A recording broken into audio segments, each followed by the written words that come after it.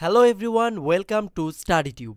মধ্যপ্রাচ্যে Palestine, Hamas, হিজবুল্লাহকে নিয়ে Israel ও ইরানের মধ্যে চরম উত্তেজনা বিরাজ করছে। সম্প্রতি হিজবুল্লাহ প্রধান হাসান নাসরুল্লাহর হত্যাকাণ্ডকে কেন্দ্র করে ইরান ইসরায়েলের মূল ভূখণ্ডে আক্রমণ চালায়। তাই আমাদের আজকের টপিক, মধ্যপ্রাচ্যে ইরান এবং ইসরায়েলের মধ্যে কার সামরিক সক্ষমতা কতটুকু।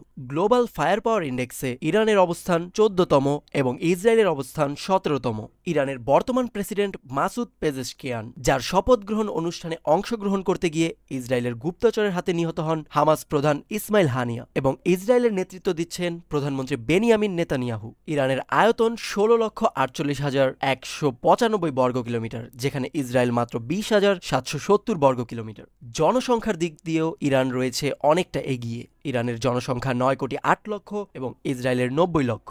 জিডিপির দিক থেকে ইসরায়েল এগিয়ে রয়েছে। ইসরায়েলের জিডিপি 535 বিলিয়ন মার্কিন ডলার, যেখানে ইরানের জিডিপি 465 বিলিয়ন। উভয় দেশ দুটি সামরিক খাতে প্রচুর ব্যয় করে থাকে। ইরানের সামরিক ব্যয় বাৎসরিক 25.1 বিলিয়ন ডলার এবং ইসরায়েলের বাৎসরিক ব্যয় 23.4 বিলিয়ন ডলার। সামরিক ব্যয়ের দিক থেকে ইরানের অবস্থান 33তম, যেখানে ইসরায়েলের অবস্থান 19তম। ইসরায়েলের কাছে 90টি পারমাণবিক বোমা থাকলেও ইরানের কাছে কোনো পারমাণবিক বোমা নেই, কারণ ইরান এখনো আনুষ্ঠানিকভাবে সেই ঘোষণা প্রদান করেনি। ইরানের মোট সামরিক সদস্য 9,60,000 এবং ইসরায়েলের সামরিক সদস্য সংখ্যা 6,34,000। এর মধ্যে ইরানের অ্যাক্টিভ সেনা সদস্য 6,10,000 এবং ইসরায়েলের অ্যাক্টিভ সদস্য 1,70,000। ইরানের রিজার্ভে রয়েছে 3,50,000 সেনা এবং ইসরায়েলের রিজার্ভে রয়েছে 4,65,000। প্যারামিলিটারি ফোর্সের দিক থেকে ইরান ইসরায়েলের চেয়ে অনেকটা এগিয়ে। ইরানের প্যারামিলিটারি বাহিনীর সংখ্যা 2,20,000 এবং ইসরায়েলের প্যারামিলিটারি বাহিনী 35,000। ইরানের সামরিক সদস্যদের মধ্যে সেনাবাহিনী সদস্য রয়েছে 3,50,000। ইসরায়েল এদিকে ইরানের চেয়ে অনেকটা এগিয়ে 5,26,000 সেনা সদস্য।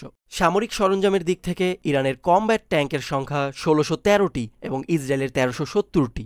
ইরান এবং ইসরায়েলের সাজোয়া যানের মধ্যে ইরানের রয়েছে 65,765 এবং ইসরায়েলের 43,407টি। ইনফ্যান্ট্রি বা পদাতিক ট্যাঙ্কের মধ্যে ইরানের আছে 610টি, ইসরায়েলের রয়েছে 500টি। অত্যাধুনিক MRAP রয়েছে ইরানের কাছে 100টি এবং ইসরায়েলের মাত্র 30টি। সাজোয়া বহর ইরানের 10,735টি, ইসরায়েলের 7,500টি। সেলফ প্রোপেলড আর্টিলারি রয়েছে ইরানের কাছে 490টি, ইসরায়েলের 322টি। ফিল্ড আর্টিলারিতে ইরান ইসরায়েলের চেয়ে অনেকটা এগিয়ে 2,050টি এবং ইসরায়েলের কাছে মাত্র 171টি। ইরানের কাছে রকেট প্রজেক্টরের সংখ্যা 1,467টি এবং ইসরায়েলের 150টি। সামরিক বিমানের মধ্যে ইরানের রয়েছে 551টি এবং ইসরায়েলের 612টি। সামরিক বিমানের দিক থেকে ইসরায়েল বেশ কিছুটা এগিয়ে রয়েছে। সামরিক বিমানের মধ্যে যুদ্ধ বিমান ইরানের 186টি, ইসরায়েলের 241টি। স্বাভাবিকভাবেই ইসরায়েল তাদের আকাশপথকে অত্যন্ত সুরক্ষিত করার ক্ষেত্রে এদিক থেকে এগিয়ে রয়েছে। অ্যাটাকিং বিমানের সংখ্যা ইরানের 23টি, ইসরায়েলের 39টি। পরিবহনে নিয়োজিত ইরানের বিমান রয়েছে 86টি, ইসরায়েলের কাছে মাত্র 12টি। বিভিন্ন ফ্রন্টে সামরিক সরঞ্জাম পৌঁছে দিতে এই পরিবহন বিমানগুলো অত্যন্ত গুরুত্বপূর্ণ দায়িত্ব পালন করে থাকে। প্রশিক্ষণ বিমানের মধ্যে ইরানের রয়েছে 102টি, কিন্তু ইসরায়েলের কাছে 155টি। দুটি দেশের কাছে মোট হেলিকপ্টার রয়েছে ইরানের মধ্যে 129টি এবং ইসরায়েলের 146টি। অ্যাটাকিং হেলিকপ্টারগুলোর মধ্যে ইরানের মাত্র 13টি, কিন্তু ইসরায়েলের 48টি, যার মাধ্যমে ইসরায়েল প্রায় সময়ই প্রতিবেশী দেশগুলোর মধ্যে অভিযান পরিচালনা করে থাকে। উভয় দেশটির সমুদ্র সীমা থাকায় দেশ দুটি নৌপথেও তাদের সক্ষমতা বৃদ্ধি করেছে। ইরানের যুদ্ধজাহাজের সংখ্যা 101টি, যার মধ্যে 7টি ফ্রিগেট এবং 21টি টহল জাহাজ, কিন্তু ইসরায়েলের যুদ্ধজাহাজ মাত্র 67টি, তাদের কোনো ফ্রিগেট নেই এবং 45টি টহল জাহাজ রয়েছে। সাবমেরিনের দিক থেকে ইরান অনেকটা এগিয়ে রয়েছে।